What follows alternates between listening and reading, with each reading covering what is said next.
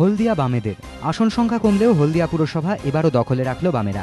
হলদিয়ার ২৬টি আসনের মধ্যে গত পুরভোটে ৭টি আসন ছিল তৃণমূলের দখলে, বামেদের ছিল ১৯টি। এবার বামেদের কাছ থেকে ৪টি আসন ছিনিয়ে নিয়েছে তৃণমূল। ঘাসফুল ফুটেছে ১১টি ওয়ার্ডে, বামেরা জয়ী ১৫টিতে। ২০১১ সালের বিধানসভা ভোটে অবশ্য বামেরা এগিয়েছিল ১১টিতে, জোট ১৫টিতে।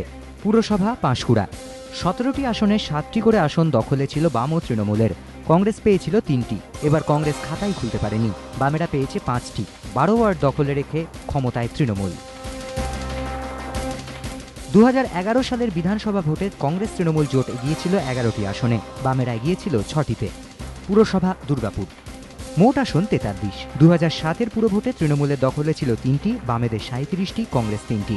এবার ২৯টি আসনই দখল করেছে তৃণমূল, বামেরা পেয়েছে মাত্র ১১টি, কংগ্রেস ১, অন্যান্য ২। ২০১১ সালের বিধানসভা ভোটের ফল অনুযায়ী জোট এগিয়েছিল ৩৩টি আসনে, বামেরা 10টিতে। নলহাটি পুরসভার ওয়ার্ড সংখ্যা ১৬, পুনর্বিন্যাসের ফলে কমে হয়েছে ১৫। গত পুরভোটে তৃণমূল খাতাই খুলতে পারেনি, বামেরা পেয়েছিল ৪টি, কংগ্রেস ১১টি, অন্যান্য ১টি। পরে অবশ্য ৮ কংগ্রেস কাউন্সিলর যোগ দেন তৃণমূলে।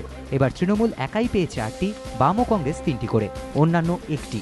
২০১১ সালের বিধানসভা ভোটে অবশ্য জোট এগিয়েছিল ১৫টিতে, বামেরা ১টিতে। এবারও কুপার স্ক্যাম ধরে রাখল কংগ্রেস।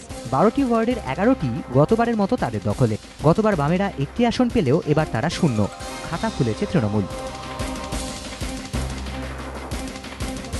২০১১ সালের বিধানসভা ভোটের ভিত্তিতে অবশ্য ১২ ওয়ার্ডই এগিয়েছিল জোট।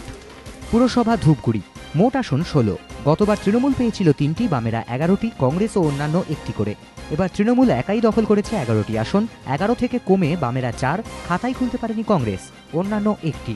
২০১১ সালের বিধানসভা ভোটের ভিত্তিতে জোট ও বামেরা এগিয়েছিল ৮টি করে আসনে। দুর্গাপুরের পাশাপাশি ধূপগুড়িও বামেদের হাত থেকে ছিনিয়ে নিল তৃণমূল। এবিপি আনন্দ।